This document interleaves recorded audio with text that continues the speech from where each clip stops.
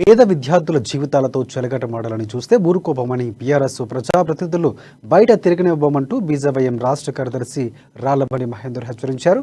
TSPSC paper leakage వ్యవహారంపై మండిపడుతూ ఆదిలాబాద్ పట్టణంలోని వినాయక చౌక్లో ఆందోళనకు దిగారు. సీఎం కేసీఆర్ ఫ్లెక్సీని దహనానికి ప్రయత్నించగా పోలీసులు అడ్డుకోవడంతో స్వల్ప ఉద్రిక్తత చోటు చేసుకుంది. బీజేవైఎం నాయకులు పోలీసులకు మధ్య కొంతసేపు తోపులాట చోటు చేసుకుంది.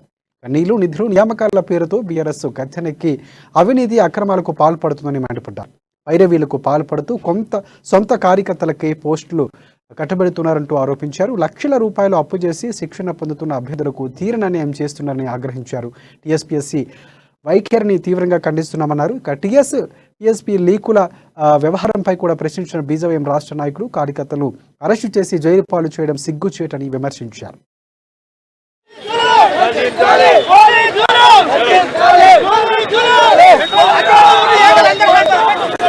నీళ్లు నిధులు నియామకాలని గద్దెనెక్కింది. ఇప్పటి వరకు నీళ్ళు ఇచ్చింది లేదు, నియామకాలు వేస్తున్నారు తప్ప దీంట్లో ఎన్నో పైరవీలు చేసుకుంటూ వాళ్ళ సొంత కార్యకర్తలకే ప్రశ్నపత్రాలు లీక్ చేసి ఎందరో విద్యార్థులని నాశనం చేస్తున్నారు కేసీఆర్ ప్రభుత్వం. కేసీఆర్ ఏమో మొన్నటి వరకు ఇప్పుడు టీఎస్పీఎస్సీకి సంబంధించిన paper leakage, KTR intermediate board, Kavitha liquor mafia ఇవి తప్ప తెలంగాణ ప్రభుత్వంలో లేవు.